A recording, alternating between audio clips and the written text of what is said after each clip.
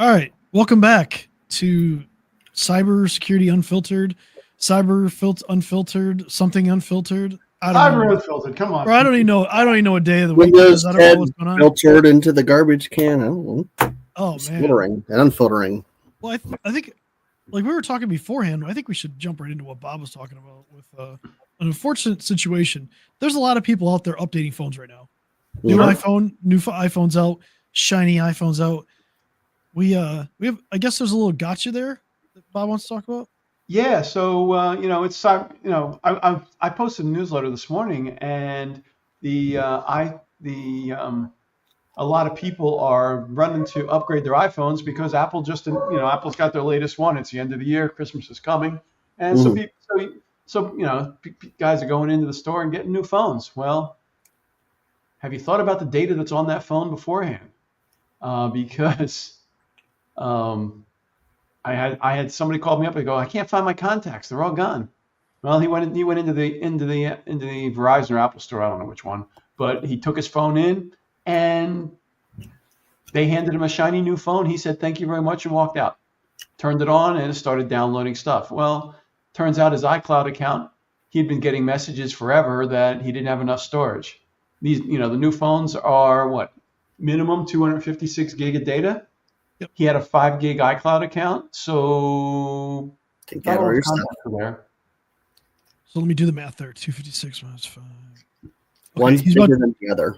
Yeah. So that with these big phones, the new hidden tactic from Apple is we're going to get $10 more a month from everybody just to give you a cloud backup of the data that's on your phone.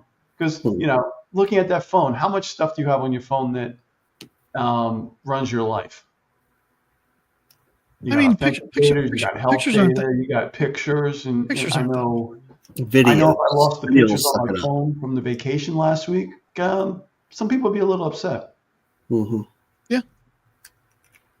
And this guy turned the phone in, and was it reset? Who knows? But there's a bunch of data sitting out there now, and so the funny thing is, if you ask, you can keep these devices for usually up to 30 days when you're doing these trade-ins. Yeah. So I was like, dude, if you kept the phone, we could have just done a transfer from phone to phone. You'd have been up and running, and it would be end of discussion. They're not hard. Let's talk about this as a general. Like Google only gives you 15 gigs. Still not enough, right? Yeah. So Apple gives you 5, Google gives you 15. You need to pay for storage if you're going to leverage these devices.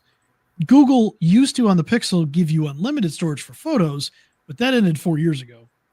Yeah. So, but storage on both platforms is cheap. I mean, to have your whole phone backed up, you're looking at a few bucks. Literally a few bucks. I think you get like 2 terabytes on Apple. I get 2 terabytes of data now from Apple for $10 a month. Yep. Yeah. And it's family shared, so I get back. Everybody's phone backs up into it. And Google's about the same. Not that I would ever talk about using a Pixel or an Android or an iPhone around Chris, because we don't have time for that argument. I think similar. I'm sick of the green. I'm sick of the green bubbles, man. I want that green bubble and you like it. I want that blue. But it's a bigger thing. It's a bigger problem, right? So I'll give you a strategy for your contacts. If it's a business phone used for business purposes, you can sync it to, like, if you have Microsoft 365, you can sync your contacts to Microsoft 365 through Outlook. Yeah. Problem solved. You don't have to worry about that part. The pictures thing, all the data, that's a different story. But like, there's ways to do this, and you just have to plan for it. Yeah. Even if it's a personal phone even if you don't do any of that stuff, there's other ways to back it up. I mean, there's multiple other ways to back it up that you can find online or ask someone. Or even back it up to your computer before you go turn the thing in. But don't trust you've got all your stuff until you actually see that you've got all your stuff. I think that's what it really comes down to in the end. Oh, yeah. Well, what Bob was mentioning earlier before we got on here is, if you're using multi-factor authentication, you really need to move that over, because it's kind of pain. You want to reset all that up? The last update I did personally, I needed my phone to go complete it before I wiped it. Yeah. And then, I don't know, you just think about it's stuff I know, but like, I also use another I sync my photos and my videos off my phone, not just to iCloud, for photos. I also sync them to another cloud storage in the background. So for that really important stuff, I don't even trust Apple for that. Like I actually sync them off to something else as well. Mm-hmm. So it's good practice because, like Bob said, if you lost the pictures from last week, or let's say it was a wedding pictures, anniversary pictures, baby pictures, like let's be real, if you lost that and your phone was the only one on there, one, you're gonna feel like shit, and then two, your spouse is probably gonna murder you. So yeah. But in all seriousness, I think yeah. you said, Chris, is a great practice of just one backup's not okay. I mean, sometimes things fail, sometimes things happen. Who knows if you're going to lose your Apple account or something. So if sometimes those photos, just not paying the bill. well, that too. But marriages have ended over less. So just copy it somewhere. It doesn't have to be a paid service. Think ahead. That's all I'm trying to say. I'd be super sad if I lost all my kid pictures. I mean, that's really kind of the most important data I have. Yeah. So, if you're going to migrate phones, make sure you have enough storage first. Make sure it's all working. And always make sure you wipe those things out before you give them back to the guy in the store, because you don't know where that phone's going to end up. Yeah, and if you get the trade in from Apple or whatever, if you don't turn off Find My phone and you send it back in, they won't even give you credit because they can't transfer the phone. Right. So anyway, Chris, what's going on with Jaguar? Oh baby, the story that just won't end. Oh, I love this story. I'm giving. Gift that keeps on, well, not to us, it just keeps giving shit to a lot of people in the UK. So last Friday, they finally they released more crucial details to this attack. It was 100% ransomware. They had a ton of data that was stolen and exfiltrated prior to the encryption. Mm-hmm. It included commercial data and personal information of some of their employees. They're notifying them. They unequivocally said they will not pay the ransom. So that was part of it. And the systems had to be rebuilt from a secure backup rather than decrypted. So, and it sounds like they didn't necessarily know where the entry point was. So that's another thing that took so long. Oh boy. Their total output, and we're 6 weeks post when this happened, they're back up to 15 to 20%. That's it. I believe that's a failing grade. I mean, that's A, B, C, D, E, or Z's here. Unofficially, internal communications to suppliers are saying they are hoping for a mid-November return to full production. Hoping. End of November? Strategy, folks. Middle of November. Mid-November. Yep. Hope is a strategy, folks. Just remember that. But it's not a good one. The 500 million pound government loans they're supposed to be giving to the suppliers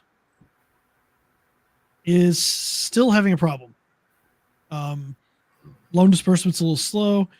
The first 75 million pounds went out.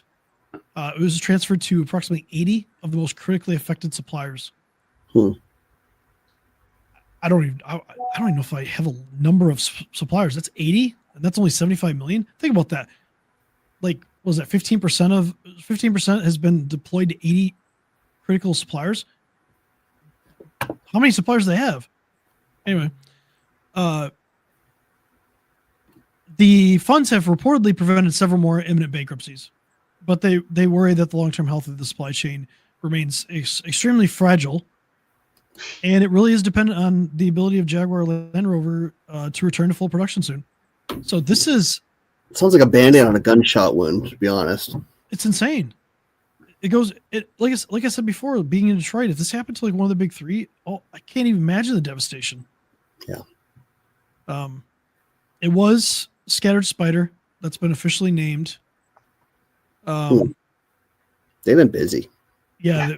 They're not the ones who usually do the ransomware. They're the ones the social engineers that get in. So they probably use, but they're part of a group right now. They've been doing this stuff. Although they retired allegedly, they still kept posting shit. So whatever.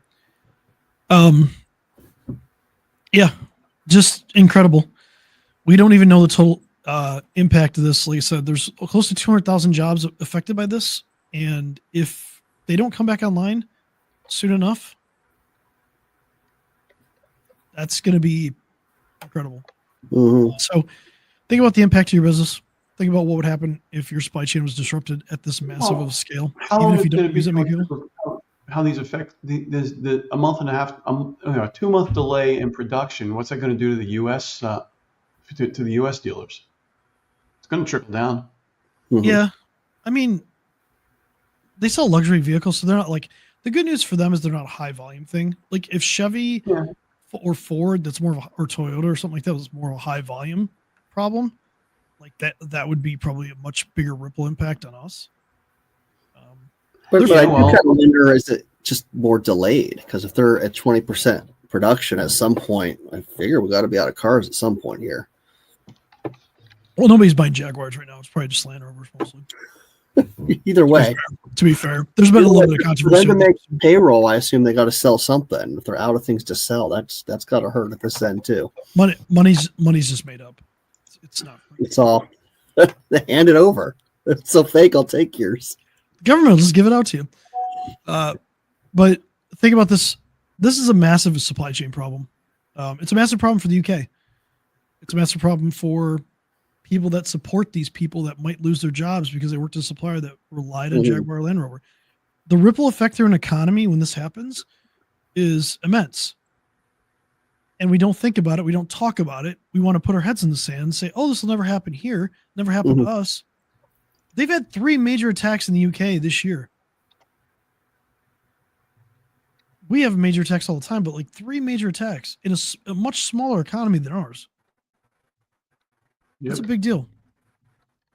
So think about that. Think about that in your business. Are you really reliant on one customer way too much? And if you are, you got to look at yourself and realize, and I know as a small company, you have customers that are going to be a bigger percentage of your revenue.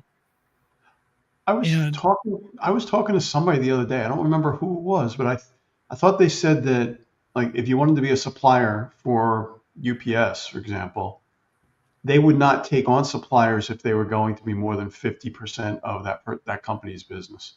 Mm-hmm. Because if they decided to stop working with them for whatever reason, they didn't want to be the ones named for shutting them down. Yeah. Diversify. So, oh, by the way, speaking of Jaguars, they're finding more and more. They're finding more Jaguars in Arizona that were thought to have been like kind of extinct here because they moved to Mexico. So that's really cool news. Has nothing to do with the car. I just think it's cool that Jaguars are coming back. I didn't know where we're going with this. No, seriously. Like, okay. First of all, I didn't say Cougars, so don't laugh. I said Jaguars. But yeah, they found multiple. They've done trail cams and stuff like that. They're seeing Jaguars who really haven't roamed the U.S. in a long time. That's actually really neat. I've heard of that happening with a couple bird species too, like some rare form of eagle. Yeah. Unfortunately, a bit ago. Unfortunately, this is somebody might cancel me for this. The border wall that's being done in Arizona can actually affect these Jaguars because they can't roam in between Mexico and United States. Mm-hmm. So it might actually hurt their recovery because of that. So we got to think about that. But it's actually really healthy for the Jaguar to come back. Although they are a rather large cat, but I think they've only seen 4 or 5 of them. So it's not like some large population explosion. I'll adopt one. Here, kitty. Yeah, they're kind of big. Big. Murder kitty. Yeah, they're kind of big and they're kind of fast. Maybe want to rethink that one. But, murder mittens. I want to. Murder mittens. I love that. That should be the name of it. Honestly, that should be the name of it. Okay, moving on. We're at the end of an era, guys. The end of an era. Windows 10. Oh, I got stats for you. You know I bring the juice for this. All right. No, I don't think How many PCs do you think are going to be left behind because they can't run Windows 11? Well, define left behind. Are we talking about they don't support, or people just not? No. They don't support the security. They don't support the necessary security and hardware requirements to upgrade to Windows 11. I'm guessing 40%. Worldwide. Just give me a number. Worldwide. Give me a number. Oh, A metric shit ton. That's my number. I would say that's going to be Millions and millions and millions. 38% of PCs out there today. Probably more like 48, but it's about 40%, but it's 240 million computers. So I guess the percentage right. I had no idea what that was statistically number one. 240 million don't even qualify to upgrade. So they're either going to keep running insecurely, or they're going to be in dumpsters and recycling, and neither's really a good answer. So we have options, right? What does end of life mean? Let's talk about that. End of life means that today is the last, October 14th is the last patch that you will get for Windows 10. They won't release another one. Although they said that for Windows 7, then they released a patch because of a major vulnerability. We'll see. Software will become incompatible with Windows 10 as people move on. Developers just won't support Windows 10 anymore. If you're in a compliance and regulatory game, you're in trouble. Endgame. That's end game for you. But there's a path forward. Let's talk about that. You can upgrade to Windows 11 for free on a lot of computers. There's a PC health check app that's out there. You can simply run that. You can see if it's supported, and you can upgrade. Great. You can buy a new PC. You can also then pay for the ESU or extended security updates for up to 3 years. So Microsoft will patch it, but it's going to cost you every single year. And the first year in a business is $61 per computer. Not too bad. Not too bad, right? But that's not a guarantee of software vendors continuing to want to support it for 3 years. True. So that's a factor, to be honest. But we know historically software vendors don't jump ship right away. No, and honestly, this is the first time that Microsoft has offered this to consumers. They never offered extended security updates to consumers. It's a little cheaper for consumer than a business, but here's where it gets interesting in a business. And this is what they did with Windows 7. They double that cost every year. So next year, it'll be $122. And then the following year, it'll be $244. And then you've bought a new computer anyway. Do you really want to waste that much money? Essentially close to $400 or close to $300. It's actually, it's a little over $300. A little over $300 on something that's probably too old anyway. For the immediate future, $61 for a year if you're not ready to upgrade and you got a bunch of them, you don't have the budget, 100% understand. Pay for the ESU. Yep. Now, is that going to mean that you're going to meet compliant regulatory concerns? Well, that's to be seen, right? That's not a us problem. That's a you problem still. It's going to set off a lot of red flags, I'll tell you that. Yeah, and auditors may or may not be happy with that. You may have to say, hey, look, we're still getting security updates, which is important. They may tell you that that's not enough. So we're just schmucks on the internet having fun. So we're not giving legal advice. We're not giving business advice here. Well, maybe some business advice, but like you got to understand your regulatory and compliance landscape for your business and understand if that's something that fits. Now, for people that aren't tied to compliance or regulatory, most people will probably be fine doing the ESUs for a year. Still, highly suggest you replace the PC or upgrade it. If it's old enough, it doesn't make sense to upgrade. It really makes sense more to replace it and recycle that computer. And it's just one of those things where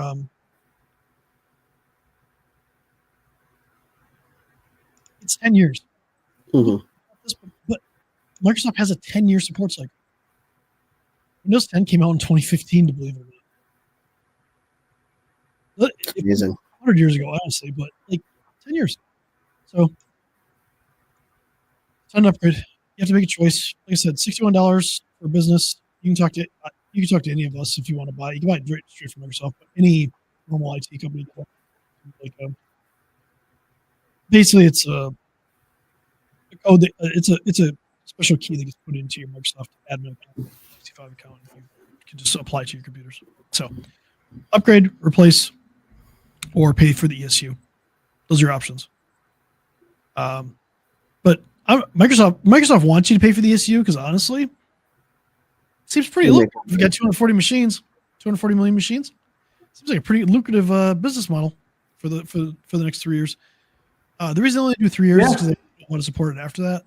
If you are a huge enterprise and you want to pay just a ridiculous amount of money, Microsoft will sign deals with you. Think casinos, think banks, places like that where, I've walked into a casino and seen Windows XP still. So some ATMs.